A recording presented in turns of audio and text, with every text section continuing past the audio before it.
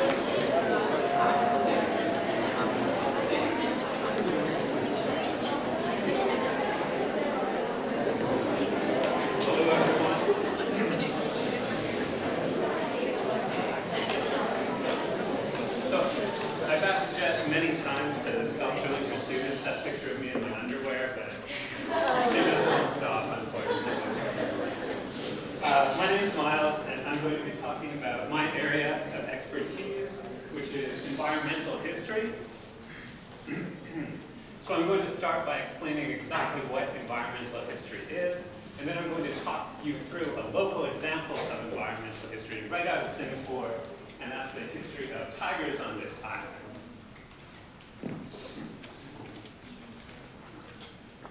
So what is environmental history? Well, environmental history basically looks at how human societies have modified the environment through time, and how in turn these modified environments have shaped the course of human history.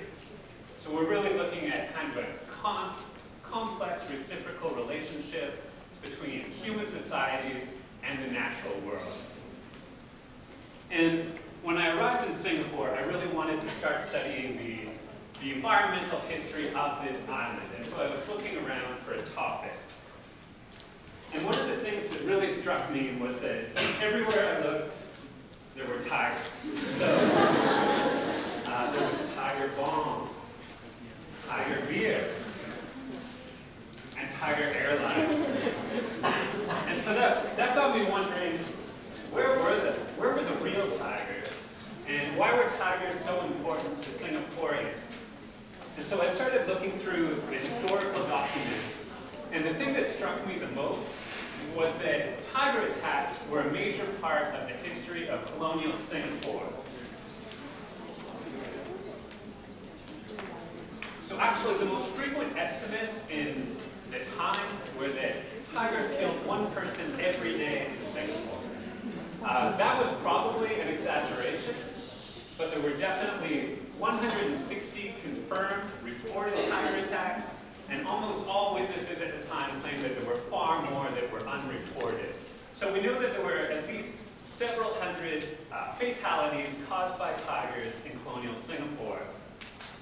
And the other thing that was really striking about these attacks in the historical record was that they were disproportionately borne by particular ethnic groups. So between 1831 and 1890, I'll show you 1860 and 1890 in a second, Chinese Singaporeans consistently represented 75% of the people killed by tigers in Singapore. And that's despite the fact that in the 1830s, they were approximately 40% of the population, and by the 1870s, they were still only 60%. So this was a disproportionate number.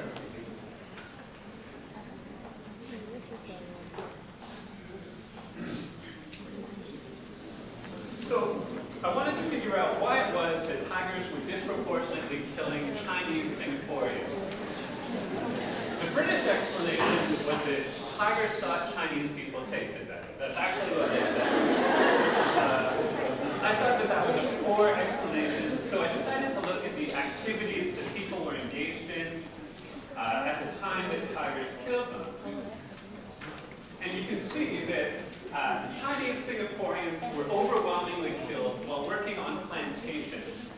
And by comparison, no other ethnic group died while working on a plantation. Conversely, Malays primarily died while clearing land. And so this actually accurately reflected the organization of labor in colonial Singapore. And this organization of labor was partly based on the application of familiar skills, but it also owed to the racism of the British colonists who thought that both Chinese and Malays were primitive people, and that Chinese were better suited to agriculture, and Malays were better suited to clearing land. Oh, and British thought that they were best suited to remaining safely behind desks in the city.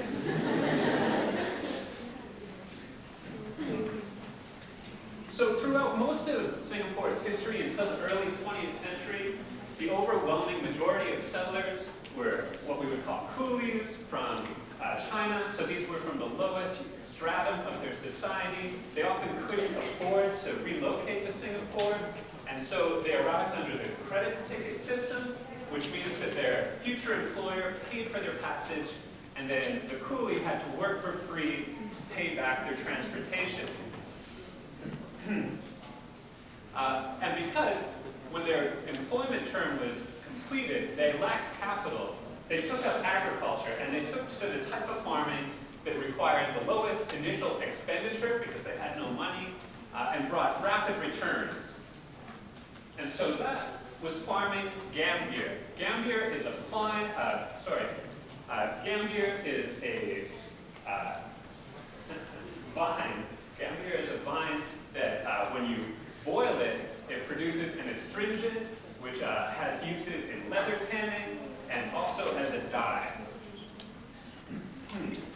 And so the Chinese established these Gambier plantations. The trouble was that Gambier very rapidly depletes the soil.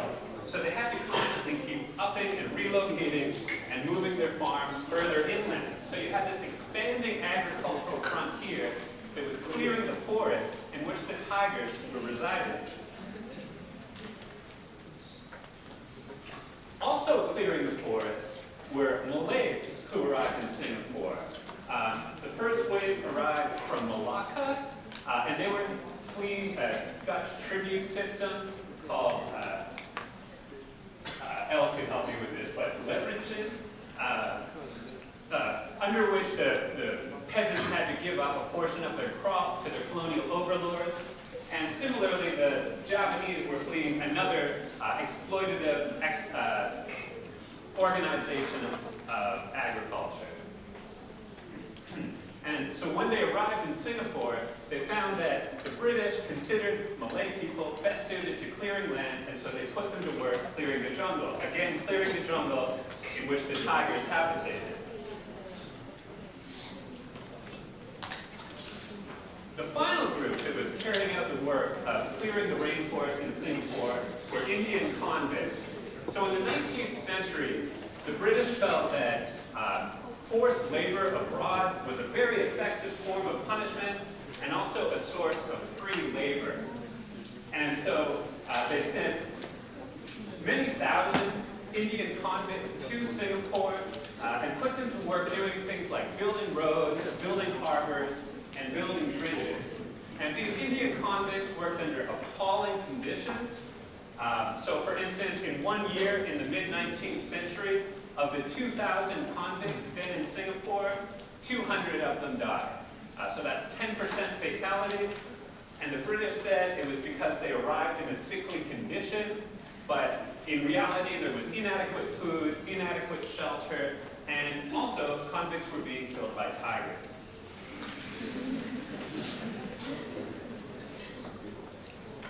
So there was another very significant organism residing in Singapore at that time, and this was the Malayan tiger. Malayan tigers have just been recognized quite recently as a distinct species, and they're actually among the smallest of tigers, but that's not really saying much because they're still very formidable. A full-grown male is 8 feet long and can weigh up to 300 pounds, so they can make a quick meal of a person very easily. And the usual explanations for tiger attacks are that prey has been depleted, so tigers are turning to humans, or sometimes that they've been injured, and so they're attacking humans. I wanted to test whether that explanation applied in Singapore, and so I mapped out all of the tiger attacks that were recorded that provided a location through time. And you can see that the tiger attacks began close to the town of Singapore, but then gradually progressed to the northward. And they were actually following the line of the expanding agricultural frontier. So initially I thought, oh, this is a simple case of habitat loss. The tigers are losing their habitat, and so they're attacking humans.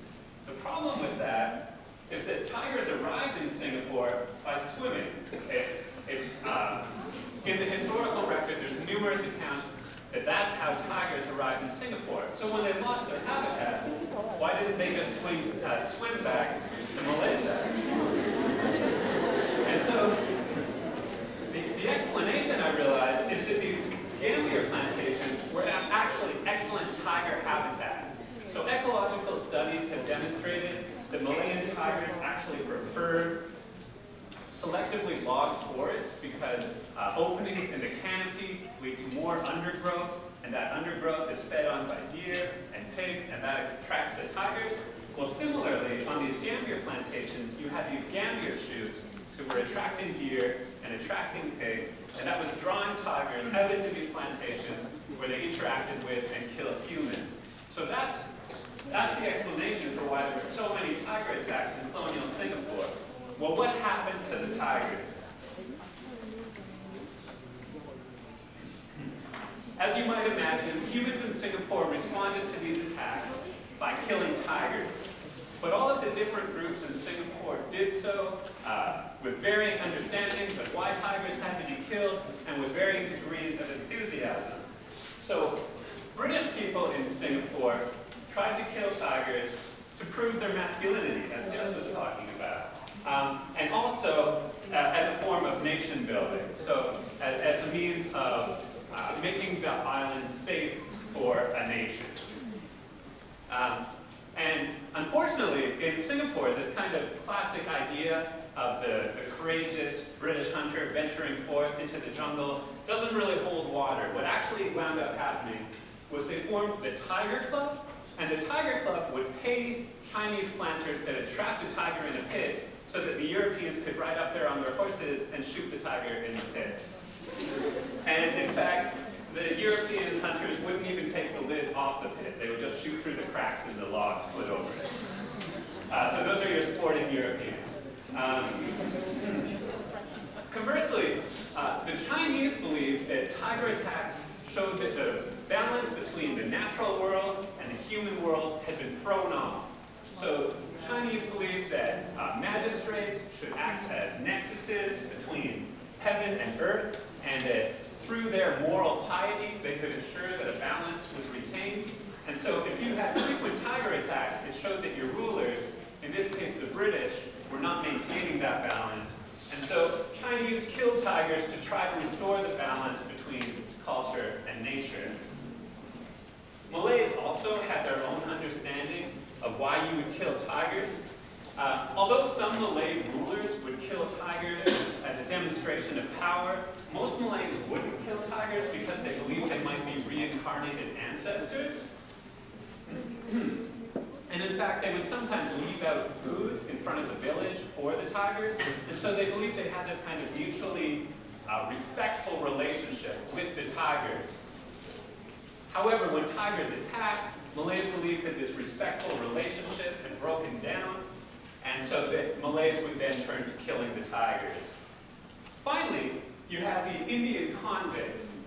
Indian convicts proved to be perhaps the most efficient hunters of tigers. They had a long history of doing so in India, and there was actually a profession in India, that of the shikari, which was a professional hunter. And so Indian convicts hunted tigers not only because the British made them do it, which was part of it, but also because it allowed them to identify in this respectful occupation, something better than just being a prisoner, someone who was working for the benefit of the empire.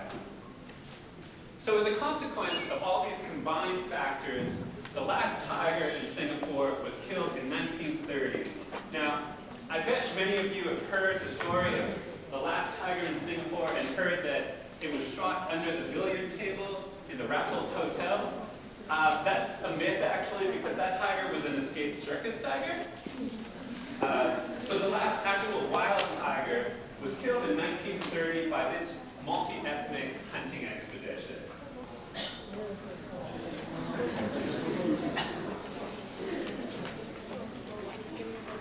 So what broad lessons can we take away from the history of tigers in Singapore? I believe that this story really offers valuable insights into the human relationship to nature. Scholars have amply demonstrated that affluent nations have a disproportionate impact on nature. So for instance, wealthier countries tend to consume more resources and have a greater environmental impact. But this history demonstrates that poverty can also propel environmental destruction. So poor Chinese coolies, Malay peasants, and Indian convicts cleared the jungle because they were impoverished and had little to no alternative means of making a living. And so the result was an ecology of poverty that was disastrous for the human occupants that were attacked by tigers, and for the tigers that were hunted by humans. And so in very broad terms, I think that the history of tigers in Singapore teaches us that for those of us that care about nature, if we're interested in protecting nature, we also have to protect people. You really can't make a division there. So I'd like to conclude very briefly just by drawing a connection between our three presentations. It might seem like they're not strongly related and they're definitely going out in different directions, but I think you can see elements of both Elle's and Jess's presentations in this history. There are issues of masculinity with British men trying to prove it by shooting tigers through cracks in logs. And there is the issue of nation building. This was also a primary motivation for the British in trying to exterminate tigers on the island. And drawing connections between seemingly unlike things is one of the kind of the joys of history, I suppose.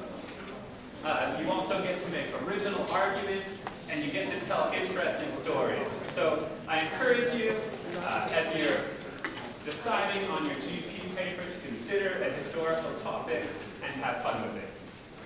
Thank you.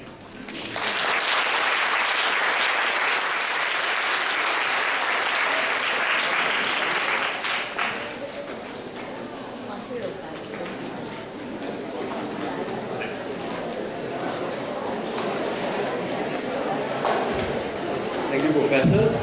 Does anybody have any questions for any of the three professors?